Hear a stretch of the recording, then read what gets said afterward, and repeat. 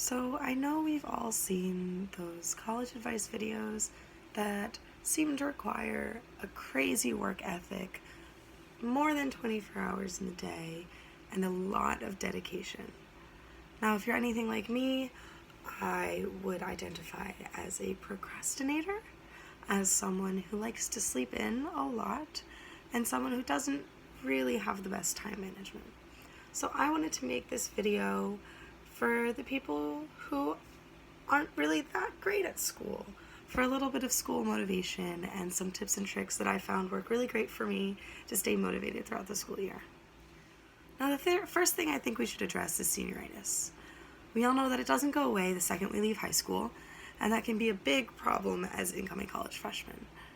Now, in high school, you don't seem to have a lot of freedom or responsibilities that you have in college. Everybody's really on your back to make sure you're getting your work done, getting to school on time, and attending all of your classes. Now, in college, all those responsibilities are really on you. You don't have to go to class if you don't want to. There's no designated study time, and you seem to have a lot more freedom in terms of the choices you make. So I've found that the best way to combat this senioritis is remind yourself of all the hard work you've put into getting into the wonderful University of Maryland. Think about working on your SATs, writing that college essay so late at night, and really remind yourself why you're here and how you got here in the first place. Think of your dream job and the major that you've always wanted to pursue, or if you're undecided, think of all the opportunities that you have to explore your career path. Now, something that has helped me the most with my procrastination and laziness is getting myself into routine. If you get yourself into a routine of waking up at a certain time every day, going to the library, or setting a time to study every single day, it starts to feel more like your routine than a chore. Setting yourself a schedule and times to study and prepare for tests ahead of time will make it seem like less of a chore when you actually have to come around and do it. So in the end, when you've gotten into this routine, you'll be going to class and going to the library to study, not because that's what you've decided to do in that moment, because that's what you do at that time of the day. And this can be really, really helpful for someone, if you're anything like me, who will argue myself out of any decision I make so I can allow myself to stay in bed longer, to go eat ice cream, to watch Netflix.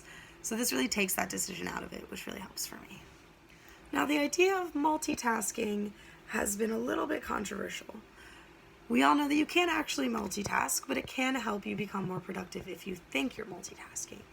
So for me, this looks like putting on a show I've seen 1,000 times before that I can recite every line to, which tends to be The Office, or listening to music that I know every word to while I do my work. This makes me feel like I'm doing more than one thing, while I can really focus on my work at hand. So the trick here is to just trick yourself into thinking you're multitasking. When I set out to purely just study and sit down with my laptop and my work and just really focus on what I'm doing, I never end up focusing. So if I think that I'm watching The Office while I'm studying, and I'm really focusing all my attention on studying in a better and more healthy and productive way. Lastly, and probably the most persuasive point that works for me, is that not going to class, failing to prepare for an exam, or not meeting with your professor literally costs you money. We all pay a decent amount of money to come to such a great school, and when you don't show up or you fail to prepare, you are throwing away hundreds, if not thousands of dollars. And from one broke college kid to another, you can't afford that. Also, once you skip one class, it becomes very hard not to skip the other ones. Break the cycle by not even starting it and just do your best to get to class every day. Only allow yourself days off if you're sick or truly just cannot get out of bed in the morning, but still make sure to email your professors and make sure you catch up on any work that you've missed. So I hope this was helpful for anybody who feels like the typical motivational college videos don't really work for them, and I hope that you can take something away from this that will help you in your college career.